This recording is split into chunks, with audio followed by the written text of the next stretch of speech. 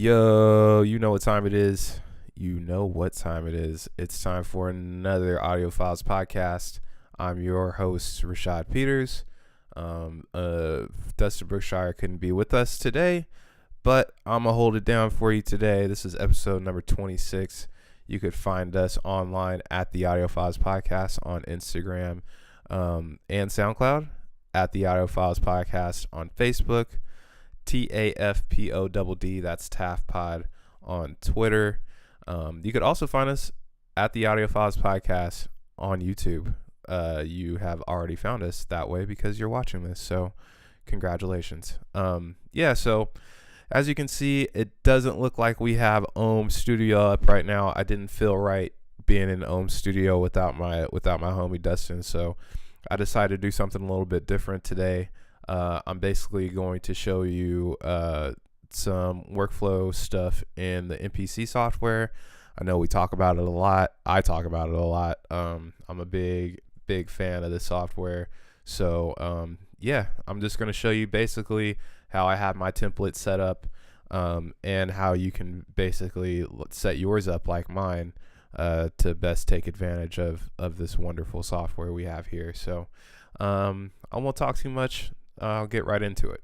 So if you aren't already using templates, you definitely want to start doing that. It's going to save you a bunch of time when trying to get started creating. I'm a big fan of templates, so you definitely should take advantage of that capability. To make a template, you basically just want to go up here to File, and then you're going to do Save Project As. There's a hotkey, Shift Command S to also get here, and then there's this little check box right here in the upper left hand corner, Save As Template. So once you have all of your tracks set up the way that you want, you can just name it whatever you want to. I name mine Beats, and you can click the Save As Template here, and that'll get you there. I won't save it because I've already done that. And the nice thing about that is it loads everything up for you. If you look here in the project window here, I have all my programs, my plugins open, all that shit, man. Like all of it is already open. I have all my sequences, like it's basically all there for you. You can even like have preloaded samples up. So, it's really handy. I definitely am a big fan of using templates, and you should use templates in whatever DAW you're in. Like this doesn't just apply to the MPC software. Most DAWs can use templates. So enough with that. I'll show you what's going on in my template. For my first track, I usually like to have my plugins. So I have like a piano on my first plugin, and then Serum on my second one. And the nice thing is it you can preload the presets that you want as well. So if you want to start with a certain preset and a certain plugin, you could definitely do that. But yeah, just switch through here. You could see Expand, Mini Monster, Obscurium, all that stuff. And then on track 11, I have a program set up to key group.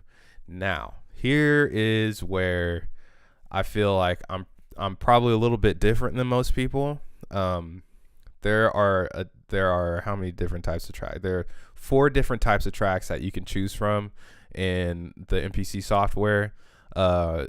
And for my drums, like you can use the drum type for your track.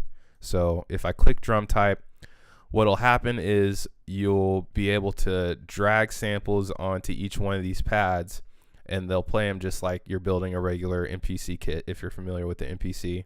So maybe I should just go ahead and demonstrate that real quick. Let me go into my browser here. Bear with me. Okay, I'm using the MPC Studio controller to navigate here, so that's why you don't see my mouse moving, but I'm just flying through here. I'm trying not to make this too long either. Oops, it's the wrong one. I think I want to go into desktop. There we go. Yep, and then I'll go into my sounds folder and the drum brokers. Let's see what we got going on here.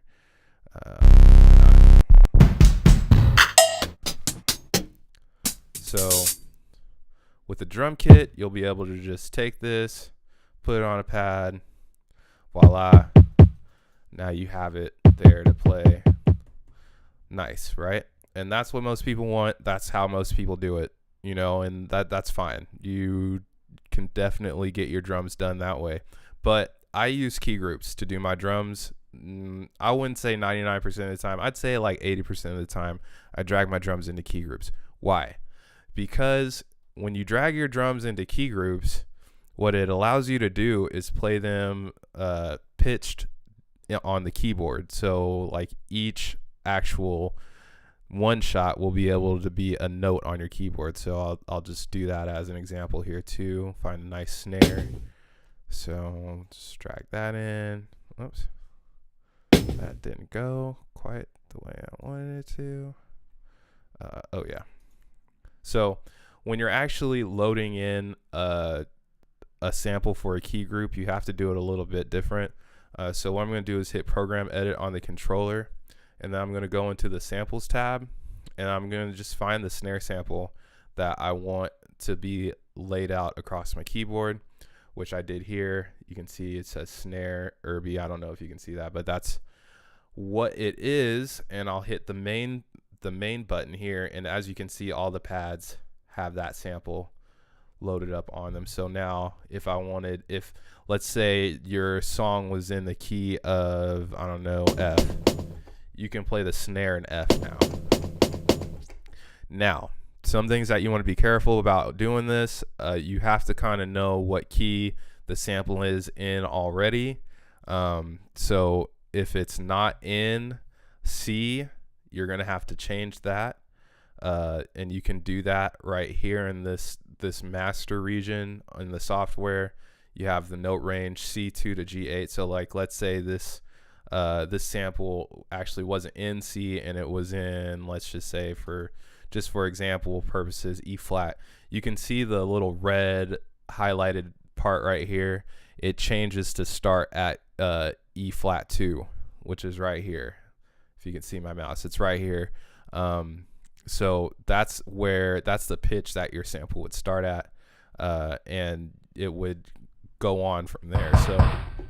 So I'm playing E2 right there.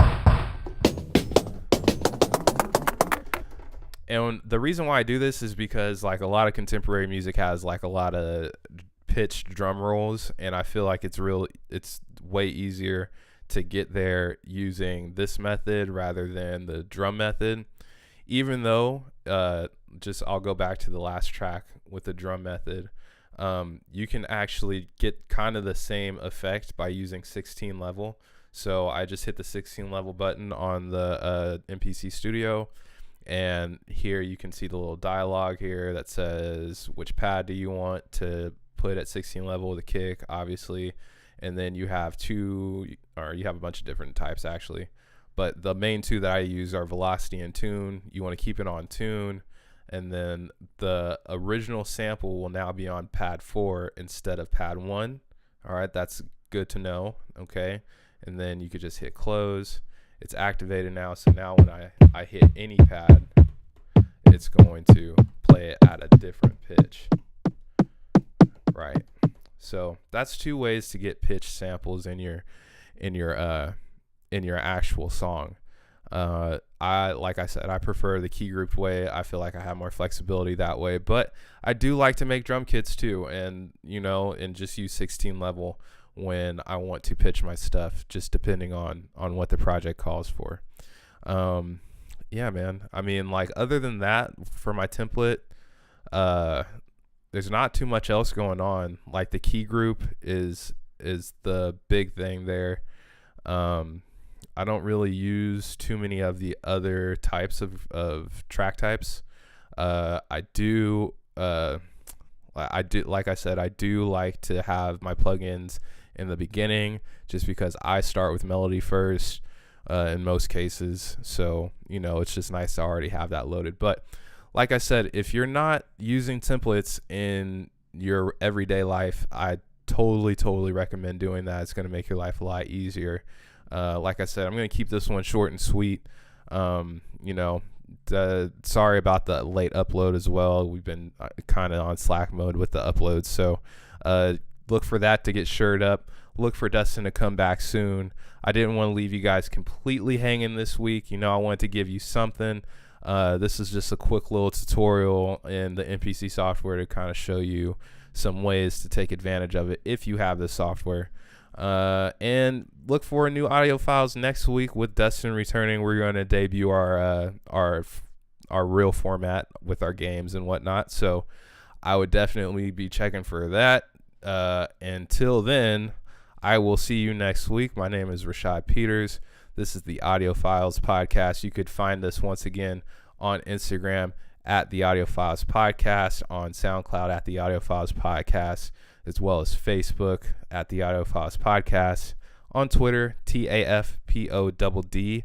You could find me on Instagram at DS_Wyatt Earp, and my homie Dustin, you could find him on Instagram at, I believe it's Dustin_B_916. Forgive me if I mess that up.